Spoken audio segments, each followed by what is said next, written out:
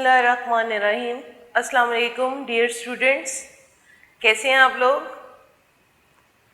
मुझे उम्मीद है कि अब आप लोग अपना टाइम टेबल सेट कर चुके होंगे और अब लर्निंग की तरफ एक भरपूर तरीके से आप अपना टाइम इन्वेस्ट कर रहे होंगे। आप लोग बच्चों प्लीज़ बायोलॉजी को और तमाम दूसरे सब्जेक्ट्स को जो आपको पढ़ाए जा रहे हैं साथ साथ याद भी करना है। बुक्स खोल के आगे रखा करें जब हम आपको बता रहे होते हैं और उन तमाम डेफिनेशंस को मार्क किया करें, उन क्वेश्चंस को नोट किया करें जो बातें आपको इस वक्त बताई जा रही होती हैं। ठीक है, तो आज हम सेकेंड चैप्टर बायो का स्टार्ट करने जा रहे हैं, that is solving a biological problem. तो बायोलॉजिकल प्रॉब्लम हम देखेंगे कि कैसे सॉल्व किया जाता है। What is biological method?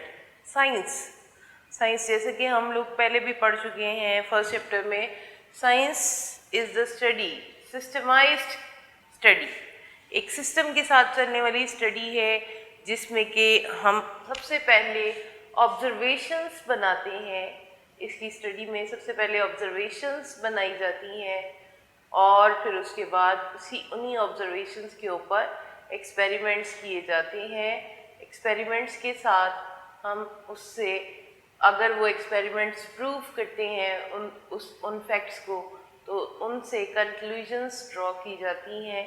Conclusion से हम बेहतर तरीके से प्रिंसिपल्स ऑफ नेचर को समझ सकते हैं। इस चैप्टर के स्टार्ट में भी डियर स्टूडेंट्स साइंस की डेफिनेशन ही गिवन है, तो आप चाहे तो कुछ एक दो वर्ड्स स्टेटमेंट चेंज है, तो आप चाहे तो वो प्रीवियस चैप्टर वाली डेफिनेशन भी एज इट इज़ ही यहाँ पर भी अप्लाई कर सकते हैं। बेसिकली 3 स्टेप्स है। Science is the study in which observations are made, experiments are done and logical conclusions are drawn in order to understand the principles of nature. Nature को समझने के लिए हम ये सब काम करते हैं। साइंस या बायोलॉजिकल मेथड। अब नेक्स्ट है हमारा बायोलॉजिकल मेथड। ये क्या है? इसके ज़रिए से हम बहुत सारे बायोलॉजी के प्रॉब्लम्स को सॉल्व कर सकते हैं। It's a scientific method. Biological method क्या है? साइंटिफिक मेथड है जिसके ज़रिए से हम it's a scientific method by which we can solve a biological problem, जिसके ज़रिए से हम कोई भी बायोलॉजिकल प्रॉब्लम को सॉल्व कर सकते हैं। ठीक है, कोई भी साइंटिफिक मेथड जिसके ज़रिए से हम कोई बायोलॉजिकल प्रॉब्लम को सॉल्व कर सकते हैं, that is termed as biological method. इंसान ने ये बायोलॉजिकल मेथड कब से यूज़ करना शुरू किया? कहते हैं कि इंसान जो है गार में जब रहता था तब ही वो एक बायोलॉजिस्ट था। Biologist, you know very well about biologist वो है जो प्लांट्स और एनिमल्स की स्टडी करता है। तो गार में रहते हुए वो प्लांट्स और एनिमल की स्टडी कैसे कर रहा था? आपको पता है कि जब गार में था तो उसको बेहतरीन फूड चाहिए थी। वो इंसान जो था जानवरों का शिकार करता था, हंटिंग करता था और उसका मीट खाता था एनिमल्स का। तो जितना बेहतरीन तरीके से वो हंट कर सकता था उतने ही बेहतर तरीके से वो एनिमल्स को कैप्चर कर सकता था। हंटिंग के टूल्स उसको पता होने चाहिए थे, कौन से एनिमल्स को किस तरह से ग्रिप करना है, कहाँ से पकड़ना है और कैसे उनको यूज़ करना है, ये उसको पता होता तो वो हंटिंग कर सकता था। दूसरी तरफ बहुत सारे प्लांट्स उस वक्त इंसान की सराउंडिंग में थे और सारे के सारे प्लांट्स तो नहीं खाए जा सकते। कुछ प्लांट्स एडिबल होते हैं, खाए जाने वाले होते हैं, और कुछ नॉन एडिबल होते हैं जिनको कि नहीं खाया जा सकता। तो जितना ज़्यादा इंसान उस वक्त एडिबल और नॉन एडिबल प्लांट्स के बारे में फेमिलियर होता चला गया, उतना ही उसके लिए फूड की सर्च जो है वो आसान हो गई। So man has always been a biologist. इंसान हमेशा से बायोलॉजिस्ट रहा है। किस तरह से? कि जितना ज़्यादा अच्छा वो हंटिंग कर सकता था उतनी ही अच्छी उसके पास एनिमल फूड आ जाएगी, मीट मिल जाएगा उसको, और जितनी अच्छी वो डिस्टिंक्शन कर सकता था एडिबल और नॉन एडिबल प्लांट्स के दरमियान में, फ्रूट प्लांट्स कौन से हैं और कौन से उसको फ़ायदा दे सकते हैं, किन से ज़्यादा वो डिलीशियस फूड ले सकता है, ज़्यादा टेस्टी फूड ले सकता है, वो ज़्यादा प्लांट्स को इकट्ठा करने में कामयाब रहा। इस तरह से इंसान हमेशा से ही एक बायोलॉजिस्ट रहा है। अब बायोलॉजिकल मेथड की इम्पोर्टेंस जो है वो बहुत ज़्यादा है। बायोलॉजिकल मेथड वो कहते हैं कि साइंटिफिक मेथड और बायोलॉजिकल मेथड की इम्पोर्टेंस गैलीलियोस एक्सपेरिमेंट से लेकर आज तक बायोलॉजिकल मेथड एक ऐसा मेथड है जिसके ज़रिए से a lot of problems are solved. बहुत से मसाइल को हल किया गया, जिसमें एनवायरमेंटल इश्यूज थे, हेल्थ इश्यूज थे, बहुत सारी डिजीज़ेस थी, अननोन थी, इंसान के लिए बहुत नुकसान पहुंचा रही थी, और उन डिजीज़ेस को इंसान ने ओवरकम किया by using this biological method. और उसके अलावा बहुत सारे और प्रॉब्लम्स थे, फूड शॉर्टेज थी, उस फूड शॉर्टेज के ऊपर भी ओवरकम कर लिया गया। इसी तरह एनवायरनमेंट में जो पोल्यूटेंट्स थे उनके ऊपर काम किया, और इसी तरह से आज तक बहुत सारे दूसरे प्रॉब्लम्स को भी सॉल्व किया जा रहा है इन्हीं मेथड्स को यूज़ करते हुए। तो बच्चों, बायोलॉजिकल मेथड के कुछ ख़ास स्टेप्स हैं, आज हम उन स्टेप्स को पढ़ेंगे। Steps for a biological method, वो कौन कौन से स्टेप्स हैं और उनमें हम क्या करेंगे। Steps in biological method. सबसे पहले मैं इनको स्टेप वाइज लिख लेती हूँ, फिर हम इनको डिस्कस भी करते हैं। फर्स्ट वन स्टेप है बच्चों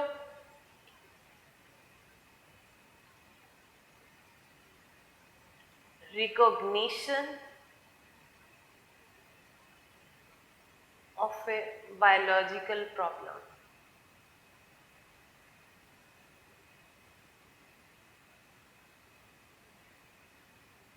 पहला स्टेप है रिकॉग्निशन ऑफ बायोलॉजिकल प्रॉब्लम। दूसरा स्टेप है बच्चों ऑब्जर्वेशंस।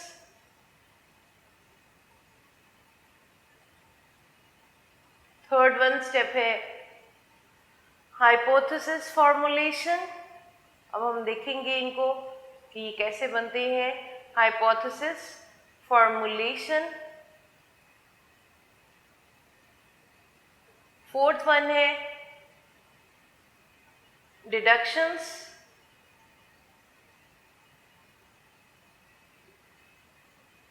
फिफ्थ वन है एक्सपेरिमेंटेशन। सिक्स्थ वन है summarization of results, and last one is reporting the results. Reporting of results. Here are 7 steps involved in solving a biological problem in biological method. बच्चों, ये MCQs में भी पूछे जाते हैं, how many steps are there in solving a biological problem। तो आपने याद रखना है, इसको हाईलाइट भी करना है। There are 7 steps। अब हम इनको डिस्कस करते हैं। First one is recognition of a biological problem. एक बायोलॉजिकल मसले के बारे में पता कब चलता है, कैसे पता चलता है? हमारी सराउंडिंग में बहुत सारे प्रॉब्लम्स होते हैं। समटाइम एक बायोलॉजिस्ट के माइंड में कोई बात खुद से आ जाती है कि ये प्रॉब्लम है और इसकी वजह क्या है, और समटाइम ऐसा भी होता है कि उसके इर्द गिर्द मौजूद लोग भी उससे सवाल करते हैं, ये इस तरह क्यों हो रहा है या ये मसला क्या है। So biological problem is a question, एक ऐसा सवाल है, एक ऐसी क्यूरी है that is related to living organisms। एक ऐसा सवाल जो कि ऑर्गेनिजम्स से रिलेट करता है और that related to organisms which is asked by someone or comes in biologist mind by himself. हो सकता है कि उसके अपने जहन में ही वो सवाल आ जाता है और हो सकता है उसके सराउंडिंग में मौजूद उस बायोलॉजिस्ट के इर्द गिर्द मौजूद लोग भी उससे ये सवाल कर सकते हैं। तो दोबारा से देखिएगा, व्हाट इज बायोलॉजिकल प्रॉब्लम। पहला स्टेप है रिकॉग्निशन ऑफ बायोलॉजिकल प्रॉब्लम। तो उसमें हमने देखा बायोलॉजिकल प्रॉब्लम की डेफिनेशन, यहाँ पे आपने इसकी स्टेटमेंट को, इसकी डेफिनेशन को, बायोलॉजिकल प्रॉब्लम की डेफिनेशन को भी मार्क करना है। A biological problem is a question related to living organisms that is either asked by someone और comes in biologist mind by himself. ठीक है बच्चों, तो जैसे ही बायोलॉजिकल प्रॉब्लम का पता चलता है तो नेक्स्ट स्टेप पे आ जाते हैं, that is observation. Observation biological problem से जैसे ही माइंड में आया तो इर्द गिर्द सराउंडिंग से इंफॉर्मेशंस इकट्ठी करनी शुरू कर दी और हर वो इंफॉर्मेशन जो 5 सेंसेस जिनको इकट्ठा करने में मदद देगी, that information will be named as observations. So we can say observations are made with 5 senses, senses of hearing, smell, taste, touch. ये सब senses जो भी हमें उस प्रॉब्लम से रिलेटेड बात बताती हैं, that are named as observations. अब हम यहाँ पे observations को देख लेते हैं कि observations जो हैं वो 2 तरह की होती हैं। Observations are of 2 types, qualitative observations and quantitative observations. Qualitative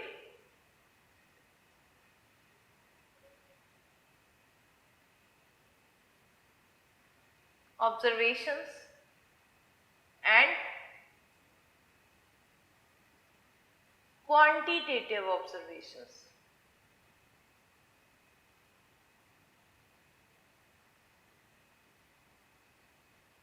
Qualitative observations as the name indicating, जिसमें हमें ऐसी observations पता चलती हैं which are only giving some observations but not in the fixed form, जिसमें हमें observations के बारे में हो सकता है वो ठीक हो लेकिन उसकी एक्यूरेसी नहीं होती है क्योंकि वो मेजरेबल नहीं होती हैं।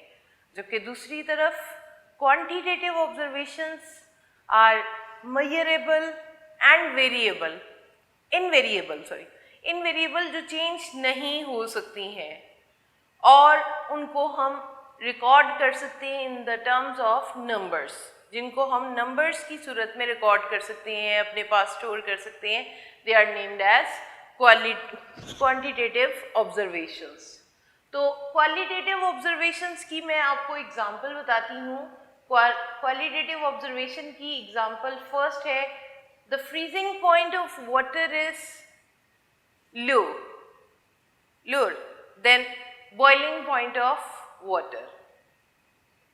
Boiling point पानी का ज़्यादा होता है और freezing point कम होता है। अभी इस ऑब्जर्वेशन में जो ये बात की जा रही है उसमें ये नहीं बताया जा रहा कि कितना कम है फ्रीजिंग पॉइंट और कितना ज़्यादा है, इसमें एक्यूरेसी नहीं है। बात सही है कि फ्रीजिंग पॉइंट कम होता है और बॉइलिंग पॉइंट ज़्यादा है। The freezing point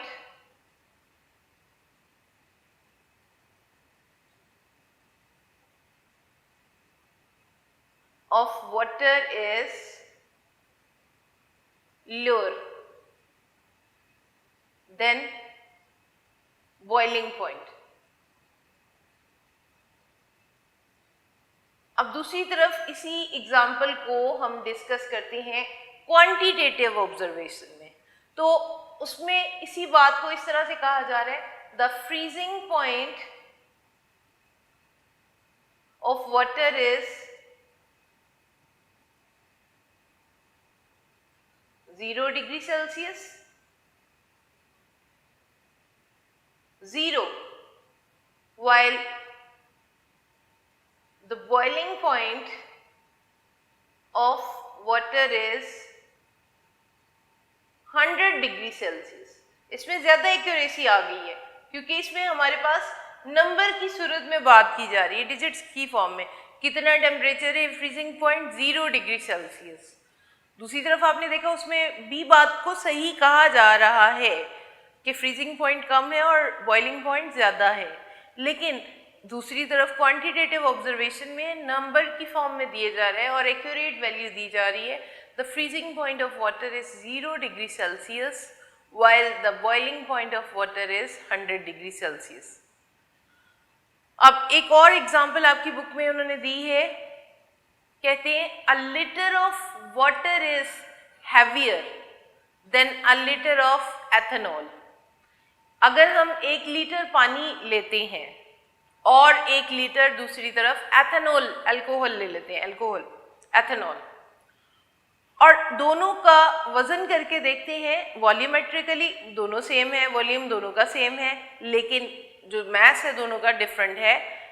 a litre of water is heavier than a litre of ethanol, जबकि दूसरी तरफ वो कह रहे हैं a litre of water is heavier then a liter of ethanol। A liter of water contain, अब दोनों का मैस नोट किया गया कि कितना है वजन दोनों का। A liter of water weighs, contain 1000 grams, 1000 ग्राम है उसके अंदर, उसका वजन 1 लीटर पानी का। while a liter of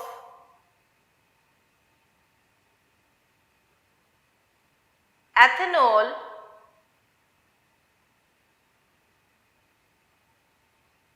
contain only 789 grams। इतना फर्क है। वॉल्यूम बच्चों दोनों का सेम था, लेकिन बात हो रही थी कि 1 लीटर पानी वजनी है और 1 लीटर एथेनॉल हल्का होता है। जब उन दोनों का वजन नोट किया गया तो डिफरेंस था, वाकई में डिफरेंस था कि अगर वो पानी 1 लीटर 1000 ग्राम्स वजन रखता है तो 1 लीटर जो अल्कोहल है वो सिर्फ 789 ग्राम्स थे। ये थी 2 एग्जाम्पल्स क्वालिटेटिव और क्वांटिटेटिव ऑब्जर्वेशंस की। बच्चों मैंने आपको भी बताया कि observations are made with 5 senses, ठीक है, जो हमें देख के, सुन के, टच करके या जो भी हमारी सराउंडिंग में इंफॉर्मेशंस इर्द गिर्द से पता चलती हैं, they are named as observations. Observations reading से भी ऑब्जर्वेशंस मिलती हैं, जो हम बुक्स पढ़ते हैं उससे भी जो भी इंफॉर्मेशन आपको मिलती हैं that are named as observations। आप चार्ल्स डार्विन के बारे में सुना होगा आपने कि ये वो पर्सन है जिन्होंने थ्योरी ऑफ एवोल्यूशन इंट्रोड्यूस करवाई थी और बहुत ज़्यादा इम्पोर्टेंस रखती है ये थ्योरी ऑफ एवोल्यूशन। जब उन्होंने थ्योरी ऑफ एवोल्यूशन इंट्रोड्यूस करवानी थी तो बहुत सारे कंट्रीज़ में गए थे और समंदरी सफ़र किए थे, वॉयज किए थे और बहुत सारे एनिमल्स और प्लांट्स की अकरेंस और डिस्ट्रीब्यूशन को स्टडी किया था इन्होंने, और साथ ही साथ में अपने वक्त में मौजूद जितने भी नेचुरलिस्ट की बुक्स थी उनको भी स्टडी किया था। थ्योरी को इंट्रोड्यूस करवाने से पहले ना सिर्फ उन्होंने अपनी सराउंडिंग्स, अपने डिफरेंट वॉइस से ऑब्जर्वेशंस इकट्ठी की थी, बल्कि उन्होंने नेचुरलिस्ट की बुक भी पढ़ी थी। So reading of book is also the type of observation, ये भी ऑब्जर्वेशंस ही में आ जाएगा। Third step is students hypothesis formulation. What is hypothesis? अब हम देखते हैं हाइपोथेसिस। आपने देखा कि बायोलॉजिकल प्रॉब्लम से नेक्स्ट स्टेप था ऑब्जर्वेशन का, और ऑब्जर्वेशन से नेक्स्ट स्टेप है हाइपोथेसिस फॉर्मुलेशन, हाइपोथेसिस का बनाना। हाइपोथेसिस क्या है? A tentative explanation of observation is known as tentative explanation of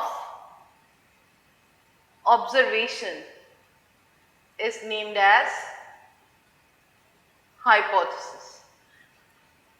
observation से नेक्स्ट स्टेप है हाइपोथेसिस बनाने का, और ऑब्जर्वेशन ऐसी ऑब्जर्वेशन जो साइंटिफिक है, जो हकीकत के बहुत करीब है, जो हमें लग रहा है कि हो सकता है कि हम इसको आने वाले टाइम में एक्सपेरिमेंटली प्रूव कर सकते हैं, जो लॉजिक्स के ज़्यादा करीब है, उस स्टेटमेंट को, उस ऑब्जर्वेशन को हम नाम दे देते हैं हाइपोथेसिस का। तो एक ऐसी ऑब्जर्वेशन जो कि हकीकत से, सच्चाई के साथ एक्सप्लेन की जा रही है, that is named as observation hypothesis. इसकी दूसरी डेफिनेशन भी है बच्चों। एक डेफिनेशन तो ये है, tentative explanation of observation, a proposition that might be true, एक ऐसा ख्याल,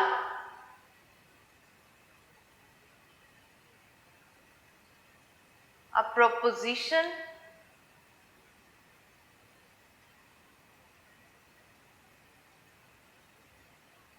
that might be true, एक ऐसा ख्याल जो कि सच हो सकता है, that might be true, ये इसकी दूसरी डेफिनेशन है।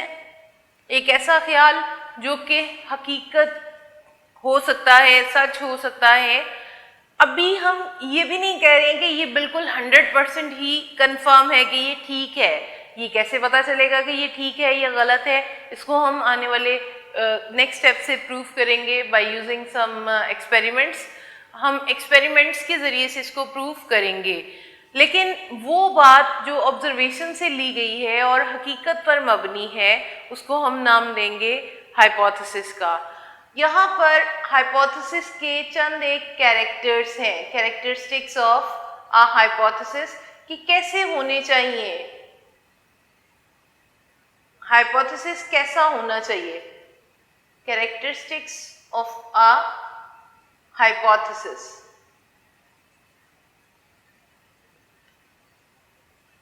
सबसे पहला है, it should be a general statement, होना चाहिए, इसको एक जनरल स्टेटमेंट होनी चाहिए। It should be a general statement, एक आम सी स्टेटमेंट होनी चाहिए। It should be simple as possible, as simple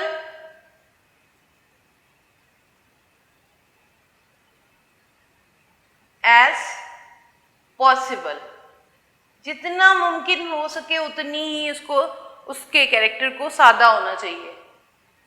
next one है, it should be a tentative idea, a tentative idea, एक टेंटेटिव आइडिया होना चाहिए। फर्स्ट कैरेक्टर था, it should be a general statement, it should be as simple as possible, it should be a tentative idea, agree with the available observations, it should be agree with available observations,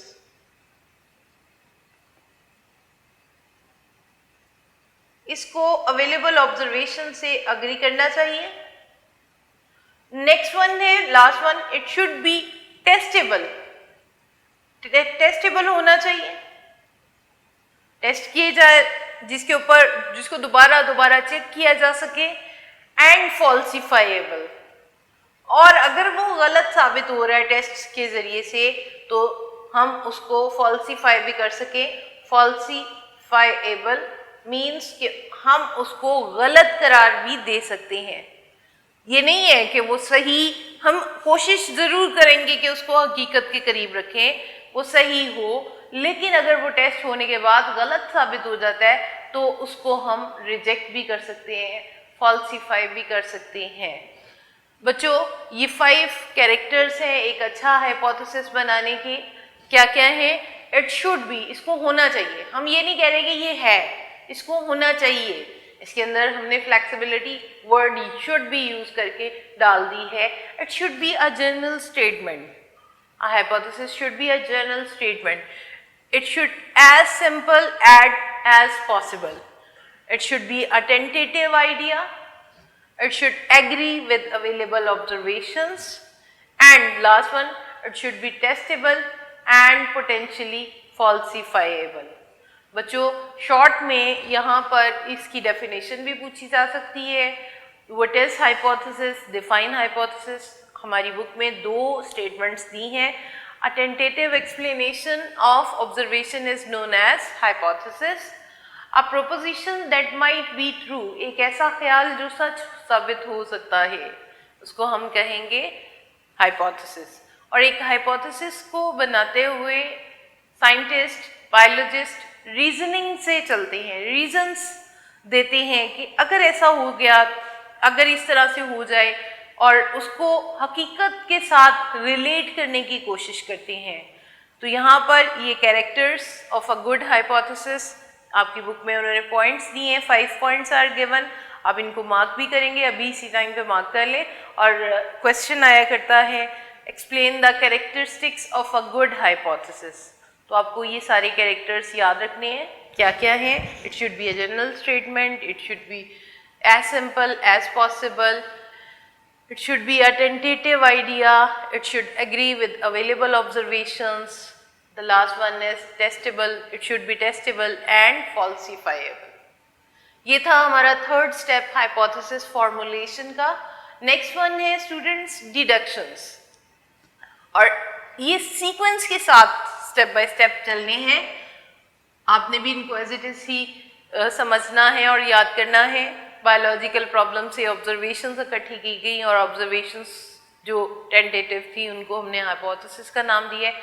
अब hypothesis formulation से अगला step है deductions का। Deductions क्या होती हैं? वो results जो हम उन तमाम हाइपोथेसिस से इकट्ठे कर लेते हैं। फाइनली हम कहते हैं कि अगर 10 हाइपोथेसिस हमारे पास हैं, 10 ऑब्जर्वेशन है, उसमें से 2 बातें हमने हाइपोथेसिस में ले आए हैं कि ये ज़्यादा फैक्ट्स मुझे लग रहे हैं या हमें लग रहे हैं, जिनको हम आगे एक्सपेरिमेंटली प्रूव कर सकते हैं। फिर उन 2 में से भी हम नेक्स्ट कुछ कंक्लूजन्स निकाल लेते हैं, कंक्लूजन्स निकालते हैं। Logical conclusions drawn from the hypothesis is known as deductions. वो तमाम लॉजिकल कंक्लूजन्स मीन कि एक हम रिजल्ट्स तो ऑब्वियसली हमें कब मिलेंगे? जब हम एक्सपेरिमेंट्स के साथ उसको प्रूव कर लेंगे तो हमारे पास फाइनल रिजल्ट्स आएंगे। लेकिन कुछ रिजल्ट्स यहाँ पर हाइपोथेसिस बनाने के बाद भी आ रहे हैं, उसको हम नाम देंगे कंक्लूजन्स का। Logical conclusions drawn from hypothesis is known as deductions. जैसा कि अभी मैंने आपको बताया कि एक्सपेरिमेंट से पहले की बात है, हो सकता है ऐसा हो जाए और हो सकता है ना हो, इसलिए इस डिडक्शन को एक्सप्लेन करने के लिए हम 2 वर्ड्स को यूज़ करते हैं, इफ़ एंड देन लॉजिक्स को यूज़ करते हैं। अगर ऐसा हो जाए तो फिर वैसा हो सकता है, ठीक है ना? क्योंकि अगर और ऐसे हम इसलिए यूज़ कर रहे हैं क्योंकि अभी भी हम इसके बारे में कंफर्म नहीं है। जैसा कि आपको पता है कि अगर मैं इसकी डिडक्शन की एग्जांपल देना चाहूँ तो हम कहते हैं कि all plant cells contain nucleus. तमाम प्लांट्स के सेल्स में न्यूक्लियस होता है। तो बायोलॉजिस्ट के लिए ये पॉसिबल नहीं है कि वो हर एक सेल को स्टडी करे और हर एक को कंफर्म करे एक्सपेरिमेंटली। तो उसके लिए वो ये टर्म, ये इफ एंड देन लॉजिक का सहारा लेगा।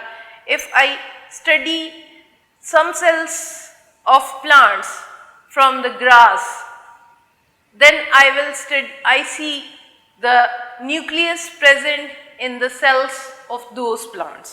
मैं जितने भी सेल्स में देखूंगी उन सब में न्यूक्लियस नजर आएगा, ठीक है। इसी से रिलेटेड मलेरिया से जब हम डिडक्शंस बनाते हैं, malaria as a biological problem जब हम स्टडी करेंगे, if plasmodium is the cause of malaria, अगर प्लाज्मोडियम ही की वजह से मलेरिया होता है, then all the persons ill with malaria should contain plasmodium. तो वो तमाम पेशेंट्स के ब्लड में प्लाज्मोडियम ज़रूर होना चाहिए, ठीक है।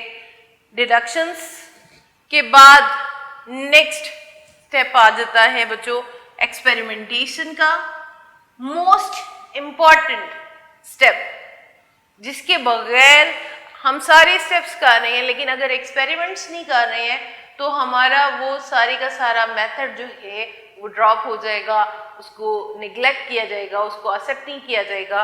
और एक्सपेरिमेंट की बहुत ज़्यादा इम्पॉर्टेंस है।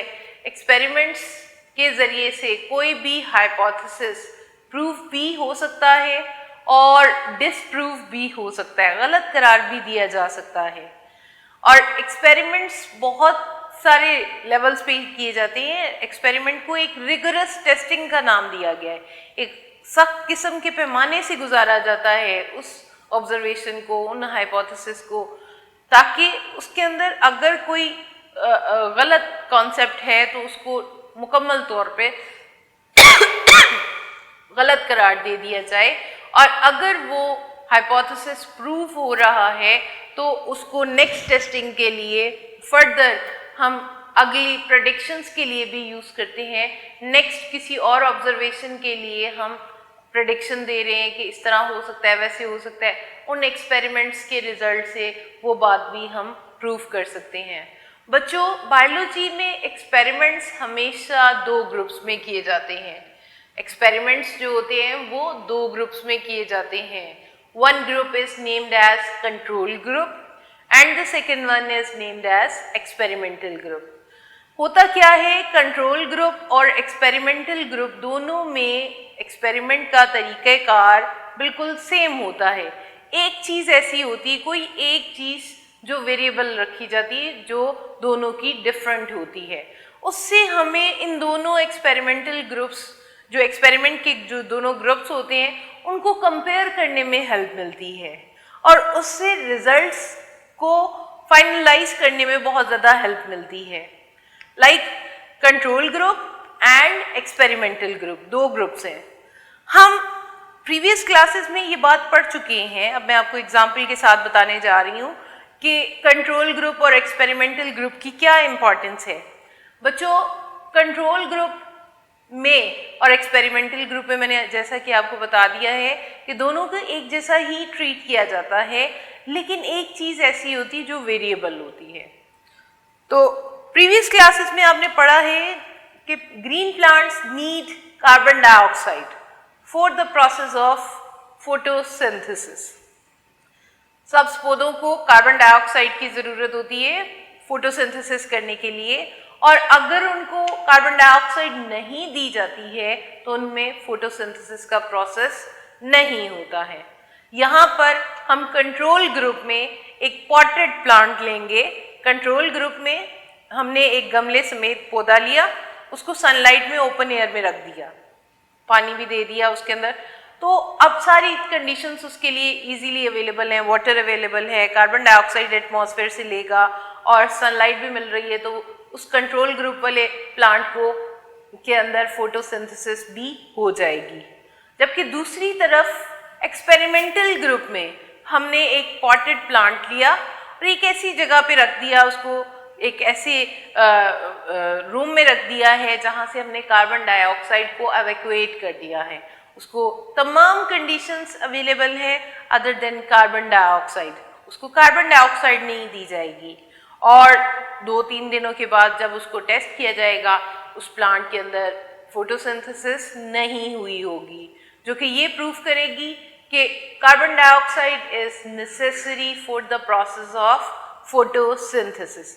आपने देखा कंट्रोल ग्रुप में हमने वो प्लांट रखा जिसको हमने तमाम कंडीशंस के साथ साथ कार्बन डाइऑक्साइड दी थी, जबकि एक्सपेरिमेंटल ग्रुप में हमने कार्बन डाइऑक्साइड प्रोवाइड नहीं की थी। तो जब उसमें फोटोसिंथेसिस हो गई, कंट्रोल ग्रुप वाले प्लांट में फोटोसिंथेसिस का प्रोसेस हो जाना ये बात प्रूव कर रहा है कि उसमें फोटोसिंथेसिस हुई है क्योंकि उसको कार्बन डाइऑक्साइड मिली है। जबकि दूसरी तरफ तमाम कंडीशंस अवेलेबल थी लेकिन कार्बन डाइऑक्साइड के ना होने की वजह से फोटोसिंथेसिस नहीं हुई। तो हम अपने एक्सपेरिमेंट को बेहतरीन तरीके से यहाँ पर इन दो ग्रुप्स के साथ कंपेयर करते हुए रिजल्ट्स को बता सकते हैं। ठीक है बेटे, एक्सपेरिमेंटेशन के बाद नेक्स्ट स्टेप है समराइजेशन ऑफ रिजल्ट्स।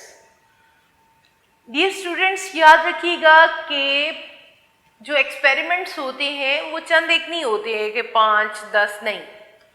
जब भी बायोलॉजिस्ट कोई भी एनिमल्स के ऊपर या किसी भी प्लांट्स के ऊपर एक्सपेरिमेंट्स कर रहे होते हैं तो वो एक्सपेरिमेंट्स हंड्रेड्स के लेवल पे होते हैं, हंड्रेड्स एक्सपेरिमेंट होते हैं और इतने ज़्यादा एक्सपेरिमेंटल ग्रुप्स उन्होंने डिज़ाइन किए होते हैं, उन सब के रिजल्ट्स को फिर वो फाइंड आउट करते हैं। तो वो तो बहुत ज़्यादा रिजल्ट्स हो जाते हैं। उन रिजल्ट्स को इकट्ठा करके बायोलॉजिस्ट स्टैट के डिफरेंट फार्मूलाज को यूज़ करते हुए उनसे फाइनल रिजल्ट निकालते हैं, सम अप करते हैं और फिर उसको क्या कहा जाता है, समराइजेशन ऑफ रिजल्ट्स। ये स्टैट के डिफरेंट फार्मूलाज ही हैं जो यहाँ पर इस लेवल पर यूज़ होंगे और उन रिजल्ट्स को सम अप तो करेंगे ही साथ में वो जो डाटा हमारे पास इकट्ठा हुआ होगा, इंफॉर्मेशंस जो भी एक्सपेरिमेंट से इकट्ठी हुई होंगी, उससे उसको एनालाइज करके हमें फर्दर एक कंक्लूजन निकालने में, एक रिजल्ट निकालने में भी हेल्प करेंगे। So this is very important step, summarization of result, which is after done the experimentation, right. Last one step is named as reporting of results। Report कैसे की जाएगी? अब जैसे रिजल्ट्स हमने समराइज कर लिए हैं तो इसके रिपोर्ट करने के तरीके मुख्तलिफ हैं। एक स्टूडेंट जो होगा, बायोलॉजी स्टूडेंट या बायोलॉजिस्ट जो होगा, सबसे पहले अगर तो वो स्टूडेंट है तो वो अपनी कॉलेज में, यूनिवर्सिटी में होने वाले सेमिनार्स में और मीटिंग्स में अपने रिजल्ट्स को डिस्कस करेगा दूसरे बायोलॉजिस्ट के साथ, ताकि कंफर्म कर सके कि क्या उसने जो काम किया है वो सही है और दूसरे उसको उसी काम को लेकर आगे यूज़ कर सकते हैं या नहीं कर सकते हैं। सबसे पहले वो सेमिनार्स में उसको डिस्कस करेगा, फिर साइंटिफिक जर्नल्स में उसको पब्लिश करवाएगा, साइंटिफिक जर्नल्स में पब्लिश करवाएगा, मैगजीन्स में पब्लिश करवाएगा। पब्लिकेशन का ये फ़ायदा होता है कि दूर दराज के लोग भी अगर उसी टॉपिक के ऊपर उसी थीम के साथ रिसर्च कर रहे होते हैं तो वो जो रिजल्ट्स उस बायोलॉजिस्ट ने फाइनल कर ली हैं उसको यूज़ करेगा, वो दूसरे लोग भी यूज़ करेंगे और उसको प्रूफ भी कर सकते हैं, फर्दर प्रूफ कर सकते हैं, फर्दर उससे मज़ीद नए ऑब्जर्वेशंस इकट्ठी करने में मदद मिल जाएगी और नई थेरीज बनाने में मदद मिल जाएगी। सो this is very important step जिसमें कि बायोलॉजिस्ट अपने रिजल्ट्स को सेमिनार्स में, मीटिंग्स में जो कि कॉलेजेस में, यूनिवर्सिटीज़ में होती हैं उसमें डिस्कस करेगा, साइंटिफिक जर्नल्स में पब्लिश करवाएगा और थीसिस की फॉर्म में अपने इकट्ठा करेगा ताकि और दूसरे लोगों को मैक्सिमम इन्फॉर्म करेगा। This is named as reporting of results. Dear students, आज हमने ये बायोलॉजिकल मेथड के बारे में पढ़ा है कि बायोलॉजिकल मेथड डिफरेंट स्टेप्स रखता है। तो आपने यहाँ पर अब जो डेफिनेशंस पढ़ ली हैं मैं उनको सबको समराइज़ करती हूँ और मार्क भी कर लीजिएगा प्लीज़ साथ साथ में। वैसे हमारे यूनिक नोट्स में ये तमाम डेफिनेशंस गिवन हैं, ठीक है, तो आपने इनको मार्क बुक पे भी कर लेना है ताकि जब आप लॉन्ग याद कर रहे हो तो आपके माइंड में हो कि इस टॉपिक में से शॉर्ट कौन कौन से हैं जो आपने नोट्स में से या बुक में से पढ़ने हैं, ठीक है। फर्स्ट डेफिनेशन साइंस की थी, second one definition biological method की है, बायोलॉजिकल मेथड के साथ ही उन्होंने साइड बॉक्स में एक इंफॉर्मेशन गिवन है, that is man has always been a biologist. आप उसके ऊपर क्वेश्चन लिख सकते हैं, how man has always been a biologist. ठीक है, how man has always been a biologist. तो इंसान हमेशा से बायोलॉजिस्ट कैसे रहा है, ये बात अब आपको पता चल गई है कि जितना अच्छा वो प्लांट्स को के बारे में इंफॉर्मेशन रखता होगा, वो ज़्यादा से ज़्यादा फ्रूट्स को इकट्ठा कर सकेगा, प्लांट्स को इकट्ठा कर सकेगा, और जितना ज़्यादा वो हंटिंग इंफॉर्मेशंस रखेगा कि कौन से जानवर को कहाँ से और किस तरह से कैप्चर करना है, वो ज़्यादा अच्छा मीट भी हासिल कर सकता था। इस तरह से इंसान अपने स्टार्ट से ही एक बायोलॉजिस्ट रहा है। इसके बाद हमने देखा 7 स्टेप्स हैं जिनको स्टेप बाय स्टेप हमने डिस्कस भी किया। First one was named as recognition of biological problem, second one observation, third one है हाइपोथेसिस फॉर्मुलेशन, फोर्थ वन है बच्चों डिडक्शंस, फिफ्थ वन है एक्सपेरिमेंटेशन, सिक्स वन है summarization of results, seventh one है reporting the results, reporting of results.